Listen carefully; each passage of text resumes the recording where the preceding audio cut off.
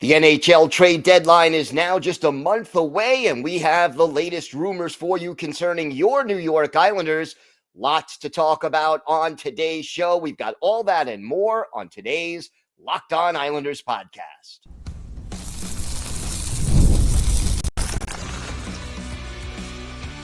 Your Locked On Islanders, your daily podcast on the New York Islanders. Part of the Locked On Podcast Network, your team every day. Welcome to the Thursday edition of the Locked On Islanders podcast, part of the Locked On Podcast Network, your team every day. I want to thank everyone who makes Locked On Islanders your first listen every day. Don't forget to subscribe on YouTube or wherever you listen to podcasts so you get new episodes as soon as they drop. Today's episode is brought to you by Game Time. Download the Game Time app, create an account, and use code LOCKEDONNHL for $20 off your first purchase. I'm Gil Martin. I've covered the New York Islanders for almost 2 decades, and I wrote the book Ice Wars on the history of the Islanders' rivalry with the Rangers. Great to have you here with us today to talk a little Islanders hockey. And look, there's a lot we don't know right now about the New York Islanders and what they're going to do at the trade deadline.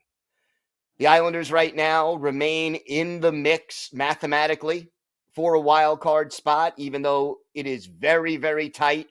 And even after winning 8 of their last 9 games, the Islanders are still on the outside looking in when it comes to the playoff picture. And again, they're not that far out. We're talking 3 points from the second wild card spot, although the team holding that second spot right now, Tampa Bay, has a 3-point lead on the Islanders and a game in hand on the Islanders. But again, the first wild card has 61 points. The second wild card has 60. The Islanders have 57 with 2 games left before the Four Nations break. At this point, we do not know if the Islanders will be buyers, will be sellers, will stand pat, or they could do a combination of things depending on how they do on the ice, what certain players' health is, what certain players' desire is when it comes to free agency and the like. There are a lot of unknowns out there right now for the New York Islanders. But in the next month, we will learn a lot. And I'm going to start the discussion before we get into the specific rumors. And every day, as you know, I've covered different rumors over the last month or so, really since the calendar flipped to 2025. But the thing is that Lou Lamoriello, all things being equal, he's very quiet. He doesn't give away anything. He's not going to say, oh, yes, I have this trade that I'm working on, or, he is really operating in the cone of silence, okay? But we do know that Lou Lamoriello, as a general proposition, wants to win every year. And to him, that means get into the playoffs, and then you've got a chance to win the cup. So be one of the top 8 teams in the conference, get into the playoffs, and then theoretically, anything could happen. Now, it's not so likely to happen if you're the 8th seed or the 7th seed, but we have seen in fairly recent years an 8th seed, a wild card team, get to the final, win the Stanley Cup. It has happened. The big wild card in all of this right now is Brock Nelson. Why? Because Brock Nelson, the supply of centers is much less than the demand for them. Nelson would be one of the top players available at the trade deadline if Lou Lamoriello makes him available. And there have been rumors out there that Brock Nelson has said, or that his agent has said, that Brock Nelson wants to test free agency. And I get that. Brock Nelson is at the stage of his career, at the age of 33, that this is his last chance to cash in on a big contract. At 30, he'll be 34 in October when the new season gets underway. At that point, he is not going to get more than one more contract because he could sign a deal for 4, 5, 6 years now. But if he does that, if he doesn't retire at the end of that contract, you're looking at a 1-year deal for a lot less than, a 30-goal scorer is going to get. This is it. In the terms of Brock Nelson's hockey career, this is his last opportunity for a big payday. And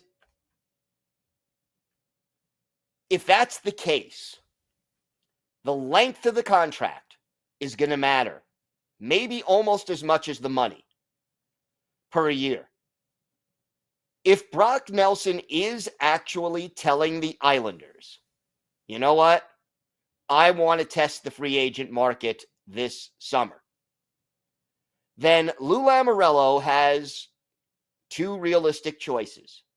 He can trade Brock Nelson and try to get what has been described as a number 1 pick and either a player or a prospect. Or he could hold on to Brock Nelson, try to re-sign him to an extension, knowing that extension is going to be 4 or 5 years minimum, which is longer than what you would want to sign a 34-year-old player to. If I'm the general manager, I want a 2-year deal for Brock, 3 tops. And if I have to go to 5, the last 2 years, 3 years of this deal, you're going to overpay for the production that Brock Nelson will give you at 35, 36, 37 years old. You have to overpay and give more term if he hits the open market.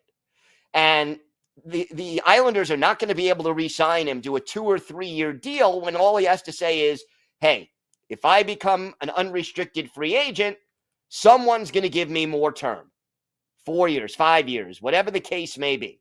And the Islanders will either have to match it or let him go for nothing.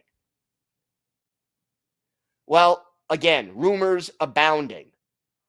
But according to Matt Larkin of the Daily Faceoff, a possible rumor going around or a possible trade target for the New York Islanders would be to trade Brock Nelson to the Colorado Avalanche in exchange for center Casey Mittelstadt. Mittelstadt is 6'1", 195 pounds. He just turned 26 in November. So he's 7 years younger than Brock Nelson. He is more of a passer than a shooter. Nelson is, back-to-back 30-goal seasons.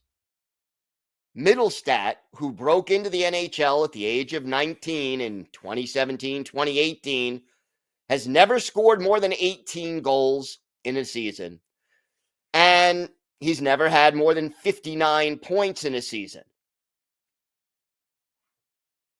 He has, this year, in 55 games with the Avalanche, 9 goals, 32 points, 18 penalty minutes. He has 1 goal on the power play and 9 assists on the power play. So he can help you with the extra attacker, something that the Islanders definitely need to improve on.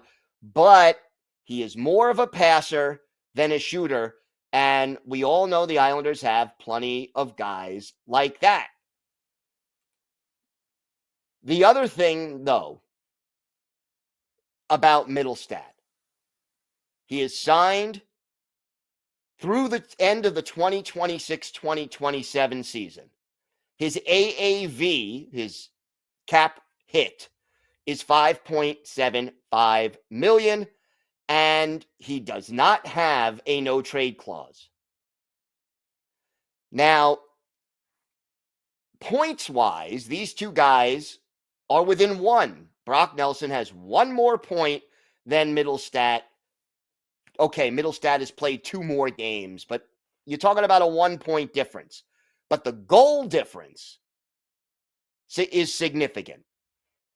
And we know the Islanders have more passers than shooters, more setup guys than finishers on this team.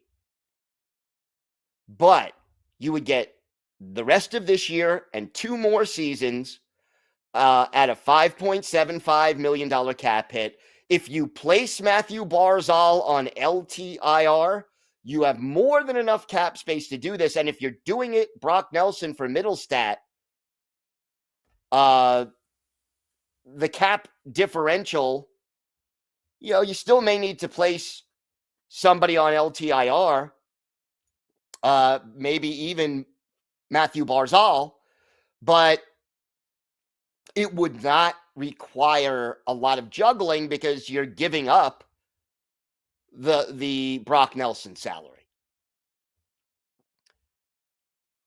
There are things I like about this rumor, and there are things I don't like. I want more of a goal scorer if we're going to make a deal for Brock Nelson, because Brock Nelson is one of the Islanders' best goal scorers. He's led the team in goals the last couple of years. But you get younger, you would get more skilled, and you would have a reasonable cap hit if this deal went through. Will it happen? I don't know. That is the rumor that Middlestat for Nelson. Personally, I would like to also get a pick, but I don't know if that's necessarily in the cards.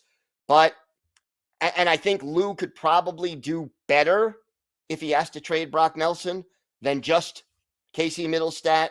But that's the rumor, and I am just reporting it as we go on. We have got a lot more to discuss. There's another trade rumor that has been put out there that I'm going to analyze and break down. Going to talk a little bit about an Islanders arena policy that has some people rather angry. And for our Islanders birthday of the day, a fourth line forward who was with the Islanders from the mid to late 2000s. Let's see if you can guess who this Michigan native is. We've got all that and a lot more next on today's Locked On Islanders podcast.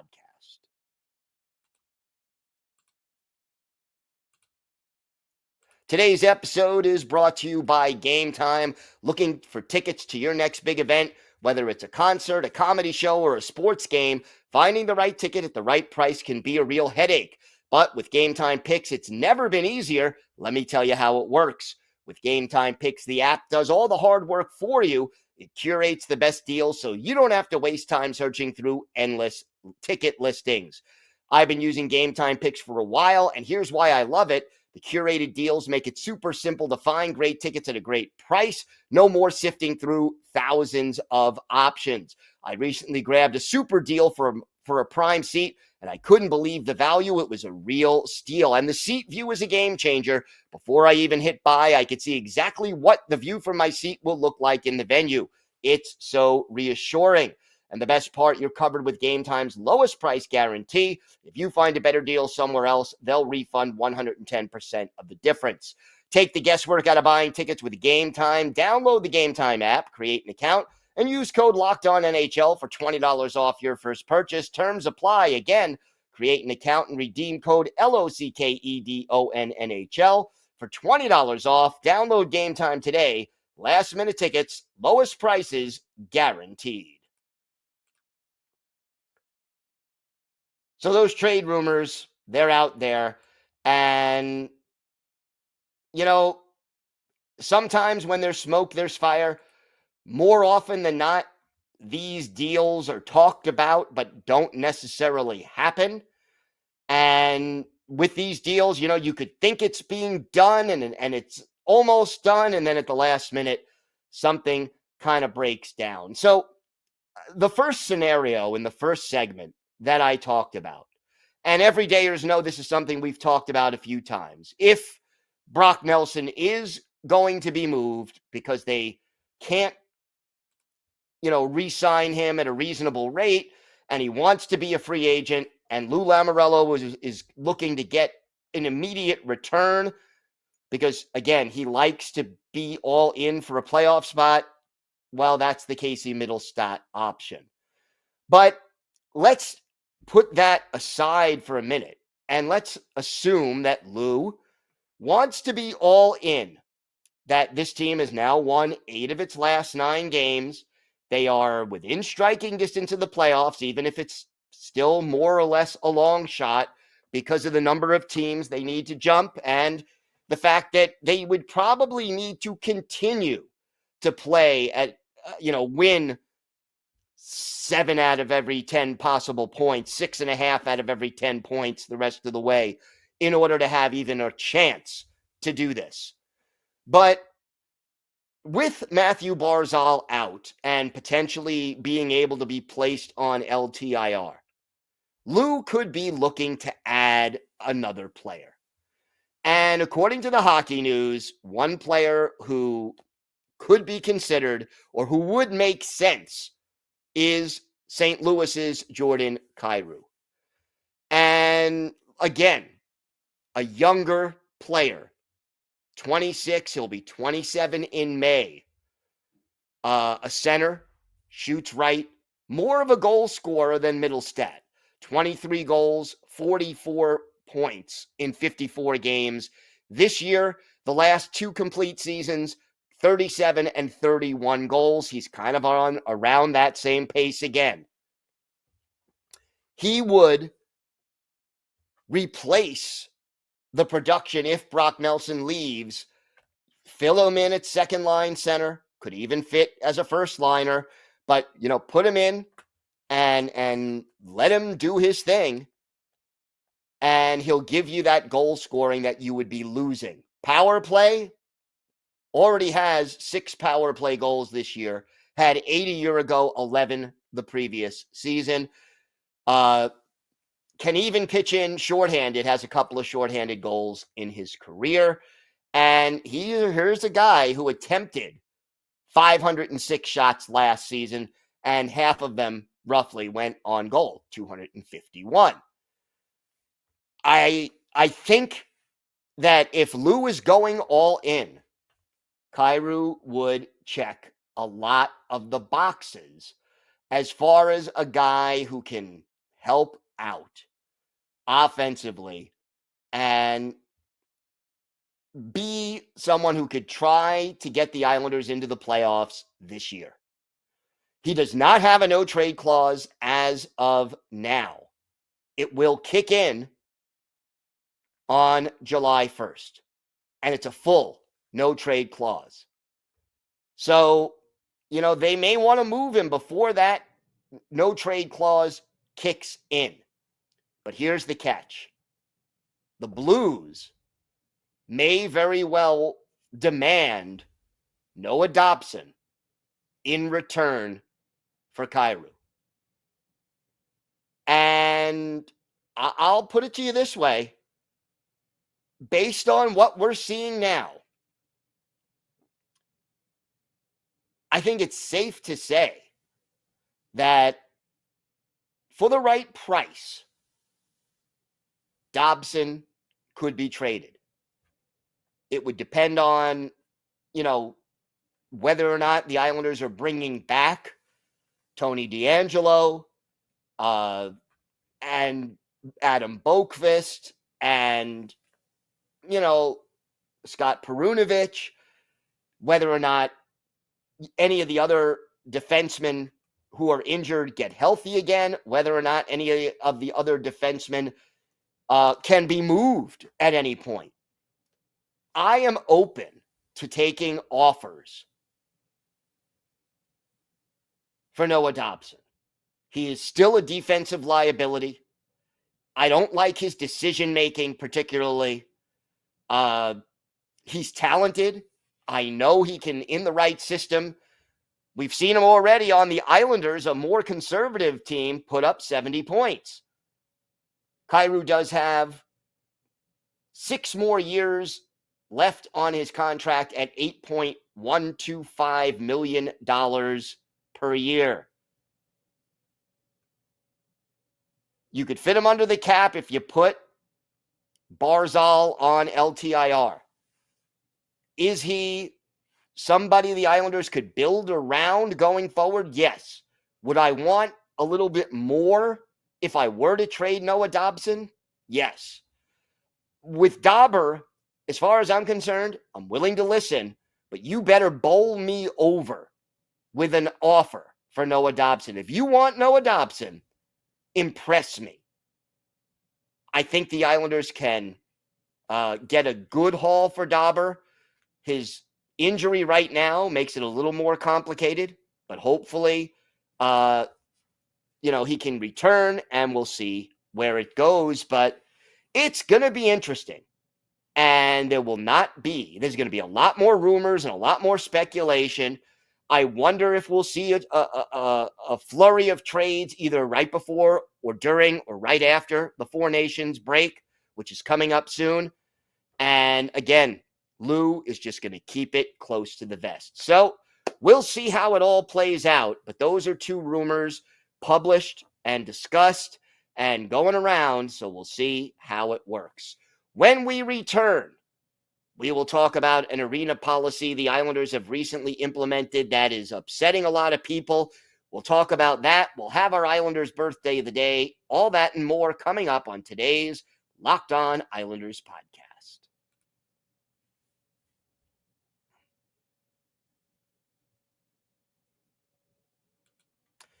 Thank you for making Locked On Islanders your first listen today. For your second listen, find Locked On Fantasy Hockey. Become a fantasy hockey expert and get the edge over your league mates with daily tips from our hosts, Steele and Flip. Find Locked On Fantasy Hockey on YouTube or wherever you listen to podcasts. It's part of the Locked On Podcast Network, your team every day. So there's a new policy at UBS Arena.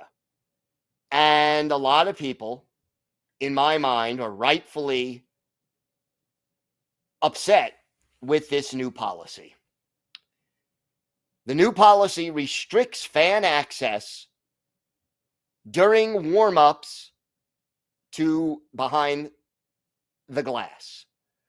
And look, among Islander fans, especially kids, it's been a tradition dating back to the days at the Nassau Coliseum that you go up to the glass, you take photos. A lot of time you can, show your favorite player a sign that you made for them. They'll throw you a puck toward the end of practice, get a smile, maybe, a little interaction with your favorite Islanders player. But at the same time, apparently, some of the people who own those very expensive seats have not been happy with the fact that, people are going down near their seats or in their, in front of their seats to watch the warm-ups. And, Kim, a.k.a. Isles Girl 3, basically wrote on X, Islanders have restricted warm-up viewing for fans even more. You can no longer stand behind the glass, behind the Islanders bench. You must be a JetBlue Mosaic member. The only place fans can stand is behind the visitors bench or behind the netted area behind the goal. Just wow. This is upsetting. And I get both sides of it to a point. On the one hand, if you're the New York Islanders and the people who are paying the most money for your product to attend each game, almost all of them on a season ticket basis, are not happy with these kids being, in their seat or in front of their seat or blocking their vision of the warm-up, you want to make those people happy. That's your bread and butter. I get it. At the same time, having kids and their parents have those magic interactions with the players, that's how you make a fan for life. That's how you capture the next generation of hockey fans. That's how you create the next generation of hockey fans. And look, I can go back to my own childhood and remember watching warm-ups and how exciting it was to be that close to the players when I was a little kid. Whether it was, a hockey game where you're behind the glass or going to a baseball game early to watch batting practice. Those interactions take a game for a 7, 8, 10-year-old kid, maybe younger even, and make it from a really cool, special thing to a lifetime memory. You get to be a fan for life if, Matthew Barzal or Ilya Sorokin or whoever your favorite player is tosses you a puck or smiles for you or gives you a stick or whatever the case may be. There's got to be a compromise here. There's got to be a way to do this, whether it's rewarding the season ticket holders with something else during warm-ups or designating a specific area for the kids to stand. There's got to be a way to compromise, and I hope that Mr. Ledecky can find one, because realistically speaking, this is a lose-lose situation. You don't want to disappoint the kids and miss out on making special memories for that next generation. Let's hope that this can be resolved in a way that maybe doesn't make everybody perfectly happy, but everybody can deal with. All right, time now for our Islanders' birthday of the day.